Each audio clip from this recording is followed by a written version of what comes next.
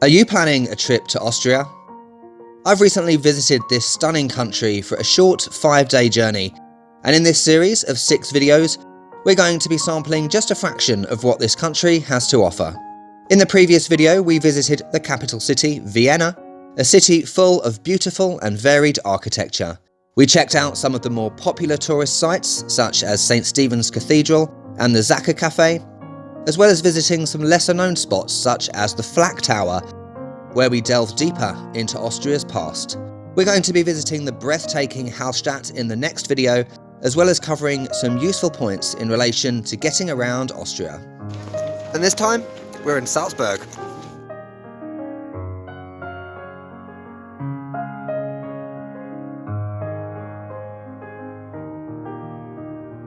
So good morning everyone and welcome back. Today in this video we are continuing our wonderful, beautiful journey across Austria. We've left the capital city of Vienna on the train and we've arrived in the city of Salzburg, very close to the German border.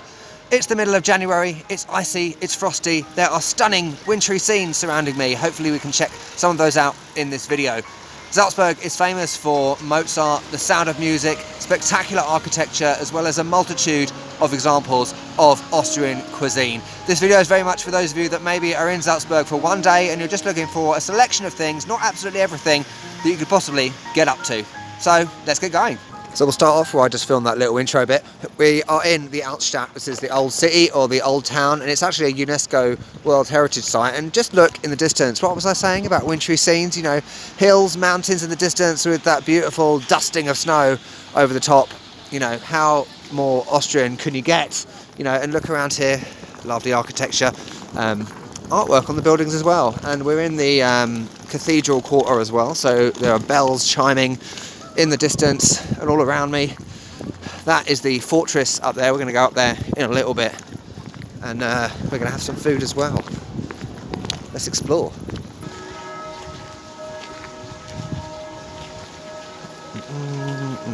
Right, it's now snowing. But you know what? One of the things I enjoy the most about travel is learning about history. Hopefully you feel the same way. And of course Austria has an immense history in relation to World War II, the Nazis, Adolf Hitler. And one interesting thing that I've read about before I came here was that in this very square there was a public Nazi book burning. Book burning has been done over history, not just in relation to Nazis, when a dominant power in a country wants to maintain their ideologies. So obviously if there are other people that are going against those ideologies, they want to quash that immediately. So book burnings often occurred. And I think it's really interesting how censorship in that way still happens nowadays. So a completely unrelated example, I have many English students in Russia and they tell me a lot about censorship in modern media in terms of the internet, online, that kind of thing. So it still happens. There are still ideologies that want to be maintained. There are still powers in this world that want to quash anything that goes against what they believe, even though it's not to do with the Nazis. So the Altstadt is beautiful, and it's even better in the winter with a bit of snow. Lovely.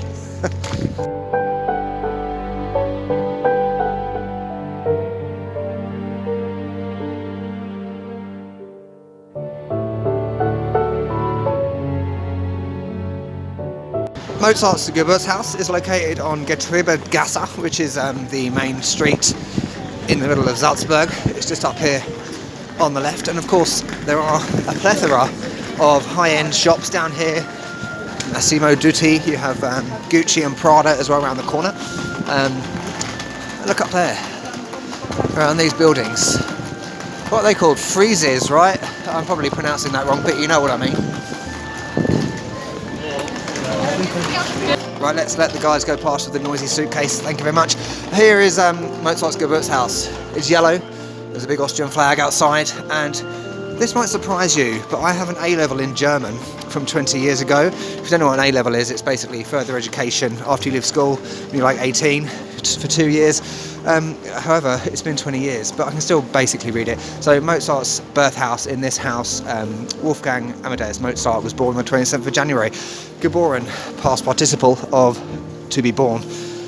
Let's go and have a look inside.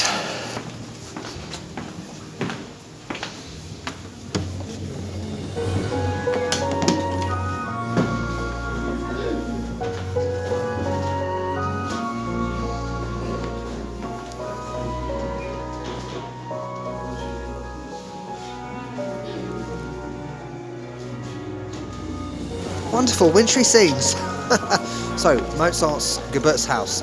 Was it worth it for 12 euros? Yes, it was. I think I can now say that I've been in the house that Mozart was born in. You go into his Schlafzimmer, his bedroom, and also the Wohnzimmer. He was born in the Schlafzimmer, and you can learn everything about Mozart.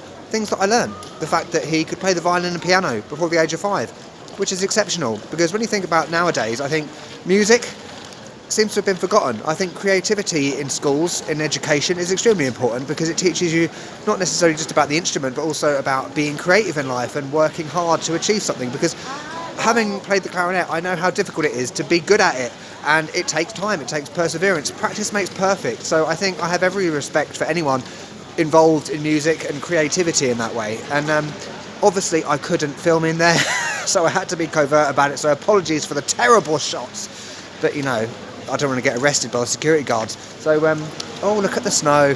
Wonderful. We're now going to go somewhere else. I need to check my list.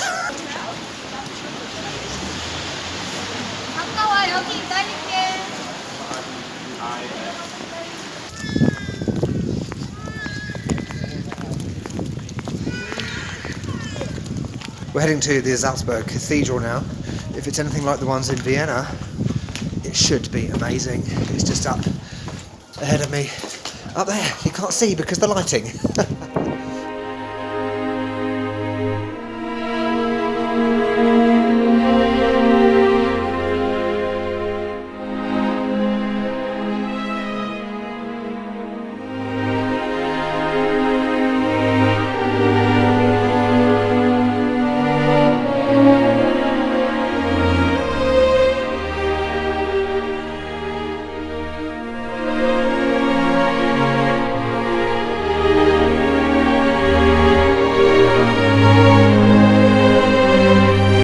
Sounding like a cathedral snob, when I walked in, I was slightly underwhelmed in terms of the lighting, the level of extravagance. It seemed quite dull, but actually, when you walk further in, it's exceptional.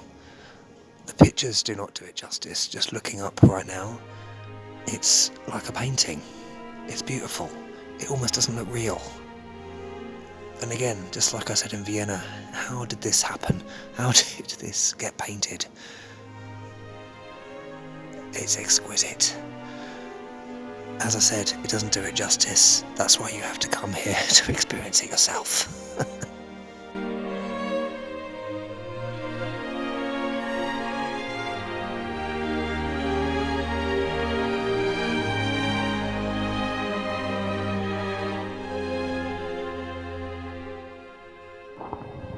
It's beautiful. How more wintry can you get walking through Salzburg in January in the snow? It's actually a lot heavier than it looks on the camera, I think.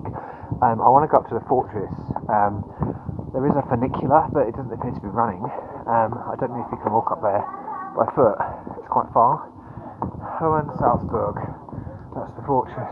So you can walk up to the fortress. If you want to know more information about it, just check down in the description. There'll be some links or some writing, whatever I choose to put there when I edit it. And just look at this. It's absolutely magical, isn't it? This is like my dream. You know, I'm from England, so you know I'm used to snow, but something like this is just wonderful. You know, to come to Salzburg in January in this snow. Obviously, be careful coming up this hill, especially if you're wearing shoes that aren't particularly grippy, like mine.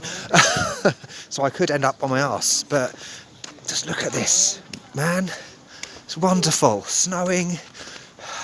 And look at the view out over Salzburg, which we'll see more of in a second when we get up the top. Stunning.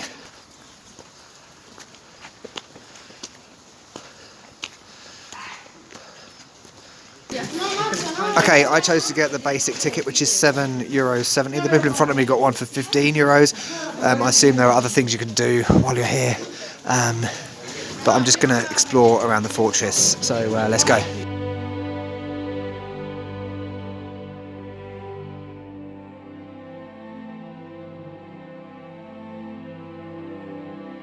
There are helpful steps, but even so, it's still difficult to climb up, but I think I'm probably safer on the steps than on, like, you know, the ice rink that is that slope.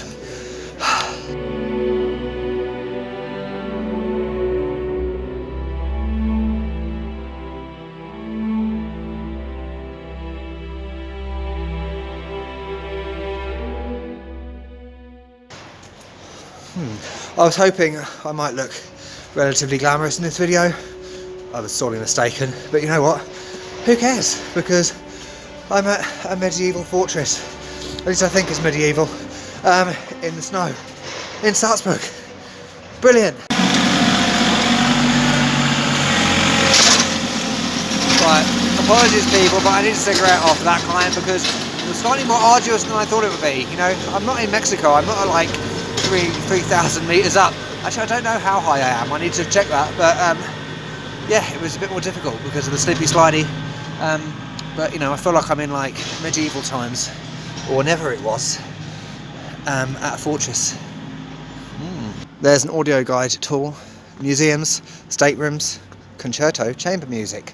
But we're going to continue having a look around this fortress. Okay, we have a cannon with the beautiful view of Salzburg outside. Let's see if we can get the camera outside. Oh, look at that. Snow-topped buildings, winter in Salzburg. This is what I came here for. So lucky that it's snowing today. I'm so pleased.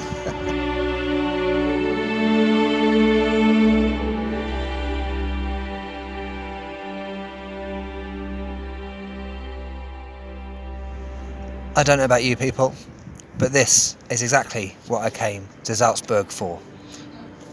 Spectacular.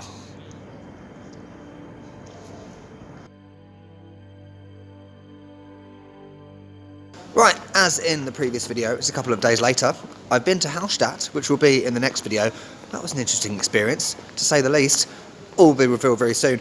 But today we're going to end this video by having some food. I've just been to a fantastic Konditorei down there, basically like a high-end cafe, dessert, bakery place, if I remember correctly from my German GCSE back in the day. I didn't want to film in there, just like in the last video, because you know people are in there and it's quite high-end. So we're going to sit down and I'll let you know what I had. It was amazing.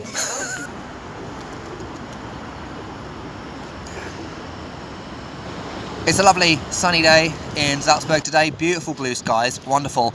And when it comes to food, I mentioned in the Vienna video that I was going to have Wiener Schnitzel in this video. However, upon further thought, I thought to myself, we've all heard of Wiener Schnitzel, we've all heard of Apfelstrudel. I want to show dishes in these videos that I didn't know about before I got here, so potentially you may not know about them either, if you're as equally as uncultured as I am. And when I went into this Konditorei, it was very quaint, very elegant, chandeliers, nice decor, so that's why I didn't really want to film in there speaking, because you know it's peace and quiet, it's a high-end establishment. And from the menu I did a bit of translation in my head. Basically it's a family-run place that has a strong tradition in relation to passing its recipes from generation down to generation. That's why they can guarantee a high standard of food. So I had NOCKERL, which is kind of like a dessert, it's kind of like a lunch. The waiter was telling me that you can have it for breakfast, you can have it for lunch, you can have it as a dessert. It doesn't really matter. And it's meant to represent the Baroque architecture and the representation of just the feel of Salzburg, particularly the mountains in the distance. So it very much looks like the mountains in Salzburg with the dusting of snow on the top. And it was quite possibly one of the most impressive dishes I've had in a long time. The most interesting dishes, I should say, because it's made of eggs, flour, things like that. It's like a souffle feel, so it's very light, despite being absolutely huge. That serving was for 2 people. Obviously, I ate the whole thing like a gannet. Yeah, very light, souffle-like, and the initial taste was absolutely of egg. It almost tasted like scrambled eggs in a way, with a pancake feel as well. And underneath there was fruit, like berries. I think it might have been cranberries, which added to the taste as well. And it was fantastically light. I didn't feel full up after eating it. I could eat that again, to be honest. And it really sums up the feeling I get from Salzburg. It was exquisite, it was delightful, it was divine, which are 3 words I would use to describe this city. I loved it. So we've summarised Salzburg via the medium of food. I've really enjoyed my time here. I hope you have as well. Like I said before, we're going to Hallstatt next, apparently the most Instagrammable place in the world. That remains to be seen. We'll find out next time. If you want to find out next time, don't forget to hit the subscribe button. If you've enjoyed this video, don't forget to hit the like as well. And I will see you next time. Thanks for watching. I'll catch you later.